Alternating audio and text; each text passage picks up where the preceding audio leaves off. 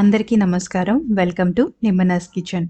ఈ రోజు వీడియోలో గోరుచిక్కుడుకాయ వేపుడు కూరని చూపిస్తున్నాను. ఇది మనం రెగ్యులర్‌గా చేసుకునే కూరలా కాకుండా, ఫ్రైలా కాకుండా కాస్త డిఫరెంట్‌గా ఉంటుంది. కానీ చాలా టేస్టీగా ఉంటుంది.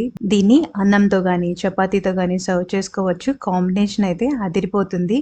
ఈ వేపుడు కూర చేసుకోవటానికి గోరుచిక్కుడుకాయల్ని ఇలా కట్ చేసుకొని, ఇవి మునిగేంత నీళ్ళని వేసి, కొద్దిగా ఉప్పు, పసుపుని వేసి 2 లేదా 3 విజిల్స్ వచ్చేంత వరకు ఉడికించాలి. ఇవి ఉడికేలోపు ఇంకో కళాయిలో ఒక చిన్న గిన్నెడు పల్లీలు వేసి లో ఫ్లేమ్ లో దోరగా వేయించాలి. తర్వాత 1 టీ స్పూన్ జీలకర్ర, 3 ఎండుమిరపకాయలని వేసి ఇవి కూడా ఫ్రై అయ్యాక వీటిని పూర్తిగా చల్లారనివ్వండి. తర్వాత స్టీమ్ అంతా పోయాక కుక్కర్ మూతని తీసి గోరు చిక్కుడుకాయల్ని వేరే గిన్నెలోకి ట్రాన్స్ఫర్ చేసుకోండి. ఈ నీళ్ళని పడేయకుండా చారు చేసుకోవడానికి గాని, కూరల్లో వేసుకోవడానికి లేదా చపాతీ పిండిని కలుపుకోవడానికి యూజ్ చేసుకోవచ్చు. ఇప్పుడు కూర తాలింపు కోసం 2 టేబుల్ స్పూన్ల ఆయిల్ ని వేసి వేడయ్యాక 1/2 టీ స్పూన్ ఆవాలు, 1/2 టీ స్పూన్ జీలకర్ర వేసి ఇవి కాస్త చిటపటలాడాక సన్నగా కట్ చేసిన ఉల్లిపాయ ముక్కలు, ఒక రెమ్మ కరివేపాకు వేసి ఉల్లిపాయని మగ్గనివ్వాలి. తర్వాత ఉడికించిన గోరు చిక్కుడుకాయల్ని వేసి బాగా కలుపుకొని మూతని పెట్టి 2 నిమిషాలు ఫ్రై చేసుకోండి. తర్వాత రుచికి తగ్గ